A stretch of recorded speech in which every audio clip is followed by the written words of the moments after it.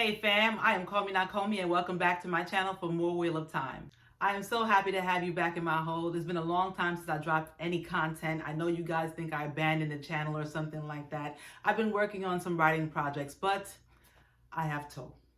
Allow me to meet my toe by bringing you this new video. Please enjoy. So I received a comment on one of my videos from Nathan Twilight. First, Nathan, thank you very much for your comment. Thank you for watching my videos. I hope you continue to come back and enjoy all of them. People, please drop comments and let me know if you have any suggestions. I will definitely do my best to do a video for it. In the comment, Nathan suggested I do a video on a red sister. And of course, my first question is, why? As far as Ajahs go, red is not the color. I mean, on me, red looks great all the time. But on the White Tower, it stands out like red wine at a white party. That's the real vileness. Am I right? But since I had to pick a red sister, I picked the only one I found useful. Pevara Tazanovni. Pevara Tazanovni, who happens to be one of my favorite B-Team Aes Sedai. Now, this video will contain spoilers from A Crown of Swords all the way to A Memory of Light. So, eyes wide shut, don't miss that putt to win the butt. Please watch at your own risk. Before we go any further, please remember to subscribe to the channel if you haven't done so before. And if you like what you see, please remember to stroke the like button and leave a comment. And if I make it to second base, you don't have to tell your spouse. Just do the responsible thing and share me with your friends. Do we have time for a few announcements? Who the hell am I talking to? For those of you who didn't know, I am hosting a Wheel of Time Episode 1 pool on Discord. Go there and submit a guess for the day you think the first episode of Wheel of Time will be released before it's announced. You know how we're seeing the release of a lot of teasers? Reminds me of Prom Night 1998. Action from the studio has been building up to a steady simmer for a while now, so the announcement could be imminent. Or not. I've said it before and I'll say it again. Rafe is a master of Deus Demar. The person with the closest guess will win a $25 Amazon gift card from me. We will be going by Price is Right rules, so the closest guess without going past will win. Please join my Discord, then join my Episode 1 pool channel for a chance to win. Links will be below. We have received 19 entries for 2021 and 17 are still in the running. That leaves 224 entries still out there. That's like walking past a $20 bill in the parking lot. Pre-COVID. You still pick it up though, right? I mean, that's why the creator made Lysol. As I mentioned earlier and in a previous video, I am a writer. I have been writing for many years since a young age, and it's a passion of mine. I enjoy writing comedy and sci-fi, but romance is always fun. If you're interested in reading any of my work, I have a short story named Office Party that is available on Smashwords. The genre is erotic fiction, and it costs $2.99. I'll have links below for you to find it. It's guaranteed to boil your blood more than the blade, the flame, and the heart. Or the Taganza. The Forbidden Dance. And now, the prologue. What would you name your horse, Tom? Matt asked. No, of course that wasn't from the books. The other day on a reread, I came across Nynaeve giving a rare offering of her opinion. It was on the name of Julian Sandar's horse, Skulker. She didn't think much of it, but I thought it was great. Skulker, that's so Julian Sandar. It made me think, what would you name your horse, Nakomi, if you had one? My feet are good enough, thank you very much. You want to race? I am Nakomi of the Usain Sept of the Jamaican Isle. But without trying to beat this topic or horse to death, hashtag PETA, hashtag ASPCA, I thought of some great and not so great horse names from the Wheel of Time series. So who do we got first? Bella, the goat of horses. She could kick Joey from Warhorse's ass. She helped carry the EF5 out of the Two Rivers. She took Swan out of the White Tower. She even speeds Oliver to a safe place in the last battle. From the Two Rivers to Shale Ghoul and back. And she did it all on one boost from the dragon. That dragon is a hell of a drug. Then you have Mandar, which means blade in the old tongue. That is Land's horse. Aldib, which means west wind, which is Moraine's horse. Pips, like the markings of the dice. Of course, that belongs to Matt. Stepper and Stayer, which both belong to Perrin. Rand and Egwene had horses with similar names. Egwene had Daishar, which means glory in the old tongue, and Rand had Ty-Daishar, which means Lord of Glory. Arrow, which was the name of Moraine's horse in New Spring, and Birgitta had a horse named Arrow when she was with Elaine. Swallow. That was Fael's choice of names, not like she didn't have 10,000 other species of bird to pick from. And Tuon. She picked Akain, which is swallow in the old tongue. But in the new tongue, y'all just nasty. I like it. Poor Matt and Perrin. They both missed the steam wagon on the meaning behind those names. What would I name my horse? Hot Stepper? Walker? Texas Ranger? I went to the old tongue for some ideas. I found Frit, which means strong, and Probita, which means drink. Strong drink. Frit Probita. Then I asked myself, what would Roberta Draper name her horse? She would make a great maiden of the spear. She's a fighter, and in the old tongue, that is Algai, as in Algai de Siswai, which is an Aiel term for spear fighters. And speaking of the Expanse, James Holden, Taviran. And now your escape to Ranland. Welcome to the field of Merilore, my Lord Dragon. I am Dr. Flynn, Medicine Man. We have completed your annual physical. Oh, I'm sorry, my lord, but I have some bad news. It appears you have marionette syndrome, otherwise known as puppet syndrome. In Tyr, they call it fishnet stockings. Our delvings show your body is being held together with only shoestring and bubblegum. Frankly, my Lord Dragon, I have no clue how it is that you are still standing here. Why do you look so surprised, Flynn? I've been saying for years that I wouldn't be Tar Valen's puppet. They have no strings on me. So, on to the topic, my good people. Let's start with the Red Ajah. As a branch of the White Tower, their main purpose was to prevent wrong and dangerous use of the One Power. That ideal of policing could have many applications, but it was mostly focused on capturing male channelers and bring them to the White Tower for gentling, most of the time. Obviously, post-breaking, male channelers were the clear and present danger. But historically, the Red Ajah also searched for and eradicated other female channeling groups outside of the White Tower. It's not specified, but they probably had something to do with the disbanding of the Daughters of Silence. They also bond no waters, so it's the absolute opposite of a sausage party up in their wing of the White Tower. Would that be considered a fish fry? It's also the largest Ajah in the White Tower. There are 200 Red Sisters at the beginning of the book series. That's 1/5 of the tower. I always wondered why. Their original focus is still a noble one, which probably draws a lot of women to their folds. In their opinion, all male channelers will eventually go mad. And since there's no other female channeling groups to worry about, they just decided to focus on that one goal. Why do I think there are so many Reds, though? I think it has something to do with the influence women have on society during this age. A general distrust of men developed after the breaking, so who you gonna trust? Women? If there was a possibility of a man going crazy, naturally a woman would be placed in positions of power and leadership. You have queens and governing boards and advisors and Aes Sedai. I wish this was discussed more directly in the books, but let me make a hard right back to the topic. Tangent ahead. So being suspicious of men is pretty much on brand for the Stonewall Ajah. I mean the Red Ajah. Which brings me back to my favorite Red. Pevara Tazanovni. She is the unconventional Red Sister. She has a reputation of being strong in the One Power and well respected. She knows how to heal, which is a skill that most Reds don't care to do for men, and she learned how to bond. She is the daughter of a butcher and the niece of a leather worker, so she comes from humble beginnings. As a novice, she played pranks with her close friend Serene Harriman, and to top it all, she has a deep hate for dark friends. Her entire family was killed by dark friends when she was a novice. She had some trying times on her way to the Shawl. The Red Ajah encourages its sisters not to have friendships outside of the Ajah, so they made her give up her friendship with Serene. And after being raised, she was beaten for just saying she wished she had a warder. At the beginning of the books, she had been Aes Sedai for 134 years, which means she is a very experienced Aes Sedai, and she is a sitter in the Hall of the Tower. As a full sister, she regained her independence, though, and rekindled her friendship with Serene, who was also a sitter for the Whites. During her introduction to the books in A Crown of Swords, she is brought into a hunt for the Black Ajah by her friend Serene, who was given the task by Elida. I always wondered, why did Elida not go to a Red for help? I never bought the whole "you didn't vote for me but you stayed" act. Maybe Elida didn't want her own Ajah to know she was fucking up so bad. Failed kidnapping of the Dragon Reborn, the abduction of dozens of Aes Sedai, letting the Black Tower's numbers soar past the hundreds. Her first 100 days is not looking good for the midterms.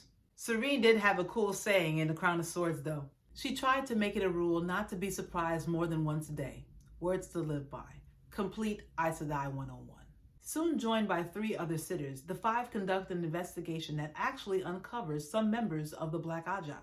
Pevara was so passionate in her mission to uncover the Black Ajah that Yukiri mused, saying she sounded like a green. The mission was a success to some degree, proving that the Black Ajah existed and also uncovering the moles, but Pevara's role in it was soon to come short. The current keeper of the chronicles, Tana Fayir, being raised from the Red, approached Pevara with an idea. She proposed to her a plan for the Red Ajah to bond the Ashaman as warders. She figured that bonding them would be the best way to make them safe. And who best to do it than the Ajah that's been hunting them down for 3 millennia? Good idea. What could go wrong, right? Roll out the welcome wagon, right over your feet. And since Pevara once said she wouldn't mind having a warder, they thought she'd be perfect for the trip. So she, Tarna, and several others of the Red Ajah went out to the Black Tower. When the White Tower schism ended, they actually ended up having to pick 3 new sitters, not knowing if any of them were alive, dead, or Black Ajah. Unbeknownst to them, on the 90-Day Fiancé tour, Taim is now a Dreadlord, if not a fully initiated Forsaken, and has been turning all the inhabitants of the Black Tower to the shadow. She first notices this when Tarna gets turned, noticing that she sounds like Tarna, but she has cold, dead eyes. But then her spidey sense really goes off when she realizes that she can no longer make a gateway to leave the Black Tower. That's when Andral Genhal, an Ashaman with the rank of Dedicated, approaches her. He notices the wrongness too and the problem with gateways and decides to work with her to see if they can figure a way out. Pevara accepts the partnership and uses her skills of observation to assess her new allies. She finds out Andral is a leather worker and uses that to get to know him and his many evolutions. He had more jobs than a Jamaican Aiel, I'll tell you that. He was a fisherman, a taxi cab driver, a tightrope walker, a life coach, an EMT, and a CPA. And he's only in his 30s. Shit, I'm tired just thinking about it. Maybe that's why Pevara noticed a different type of strength in him. During their time working together, his rank was actually knocked down to soldier, but the men kept looking to him for leadership and guidance. This is very much in contrast to the Aes Sedai hierarchy, and that's all before she knew his strength and the power, which is pretty weak. She saw that he was level-headed and wise, though, so she stayed with him. She even noticed Imarin prefers men, which Andral completely missed. Her gaydar was on point. I wonder where she picked up that skill. When they discover Logain has been captured, the men look to Andral for leadership and guidance in the resistance and mounting a rescue. And although skeptical at first, they eventually see Pevara as a great member of the team. Pevara stays with Andral while the men go and check out the grounds of the Black Tower. So while they're waiting, Pevara decides to see if they can test out linking. She has more knowledge and experience in such interactions, so he follows her lead. They perform the link, and the rule is to channel, a man must control the flows. So he acquiesces to her directions. She is so strong, he gets lost in her power. And this basically makes her very apprehensive due to the fact she has a history of her family being killed by dark friends. She asks to be released from the link, but Andral doesn't react immediately. And when he does release, she lashes out with the power and bonds him against his will. She believes that she has the right to do so because of Mazrim Taim, but Andral begs to differ. He responds by bonding her back with the kiss. That is the way that the Ashaman worked out how to bond their spouses in the Black Tower. The double bond causes an unexpected merging of their minds, and they can now read each other's thoughts and feelings. They continue to work together through it, though, when the action starts to pick up again. They trick Dobzer, one of Taim's men, with an offer of wine, and Pevara uses her experience in fighting with the One Power to shield him and knock 2 others unconscious that show up. She unfortunately receives a head injury during the melee, but Andral is there to take care of her. Turns out he was also the apprentice to a wisdom. Who are you, bro? Later, they are captured by Taim while trying to rescue Logain. She does her best to keep the group encouraged, even though they are doped up in Forkroot and being held by dark friends and being turned to the shadow one by one. But when the do or die moment arrives, Andral is able to make a small gateway and call for help. They escape and free the Black Tower. Yay! To win the butt. Yay! Wow, that was a lot. That's the end? No. Pevara and Andral stay together into the last battle, and she fights alongside him and the Black Tower. Along with Androl's talent with gateways, they make a formidable duo. And in a mad dash fleeing for safety, they discover she can now direct the flows and open gateways as easily as he can. She also shows how clever she can be when they discover the seals have been stolen by Taim. She devises a plan to cover them all with the Mask of Mirrors and infiltrate the Shadow's camp. This is a dangerous mission to say the least, but they all show their grit, and it takes a solo mission by Androl to recover the seals. Later in the last battle, when they find themselves tired and unable to channel anything of great strength, Pevara thinks of the great idea of using the Mask of Mirrors again to draw some Dreadlords into a setting. This allowed all the Dreadlords to be taken into custody by older Ogier still in the setting. Their relationship deepens throughout the ordeal, and their mental link strengthens as they build more trust. Eventually, love begins to develop between them as they can sense how they feel about each other. I was very happy that RJ wrote a character like this and decided to expand on her character throughout the story. Pevara was a reasonable and open-minded Aes Sedai who didn't prescribe herself to the prejudice and thinking of the Red Ajah. She demonstrates that there are all types of women from all walks of life in the White Tower, and you can never judge a woman by the color of her shawl. And placed into the same situation, I'm sure that any other sister would have reacted differently in ways that would be detrimental to the outcome of the last battle. Pevara and Androl's story always brings out thoughts in me of what might happen in the next age. Nothing is said of what happens to them after the last battle, but as far as fan fiction go, the possibilities are endless. Accepting their relationship and new life with a double bond. Experimenting with new abilities and identifying limitations. How much more can be done by men and women channeling together with a double bond? People didn't bond each other at all in the Second Age, so this is all new territory. Like bonding a man who can channel and thinking you can make him do anything. And women bonding women for that matter. And finding other pairs that have or would be willing to perform a double bond and comparing experiences. Was Pevara and Androl unique? I would like to see them adopt some parts of the first sister ceremony of the Aiel. Maybe not the slapping though. Maybe. But to make sure they consider the commitment they are about to make. Then they jump on a glass, jump over a broom, and do line dances with their families for the rest of the night. Someone watch the open bar and get Nico to hide the plates. You can't help but wonder how this will affect the lives of channeling groups in years to come. The White Tower. Since sisters have now bonded Ashaman, can they live in the White Tower? The Black Tower. Now that Ashaman have bonded Aes Sedai, can the Aes Sedai live at the Black Tower? Will this usher in the creation of the Grey Tower, where they can live together in bonded pairs?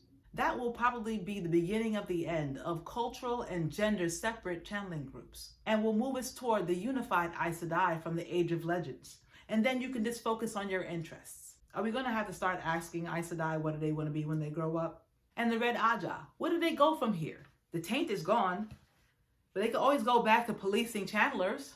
Just do me a favor, keep my Aes Sedai flag like a newspaper, black, white, and red all over. Well, that will do it for this episode, Wheel of Time family. I hope you enjoyed the topic or topics. Please make sure you follow me at CallMeNakomi on Instagram and CallMeNakomi1 on Twitter. Remember to check out my short story, Office Party, on Smashwords, and join my Discord so that you can enter the episode 1 pool. You can email me at callmenakomi@gmail.com if you have any suggestions, questions, comments, or just want to spread some love. I would really appreciate it. I look forward to the next time we speak though, people. So please be safe, get vaccinated, and may you always find me.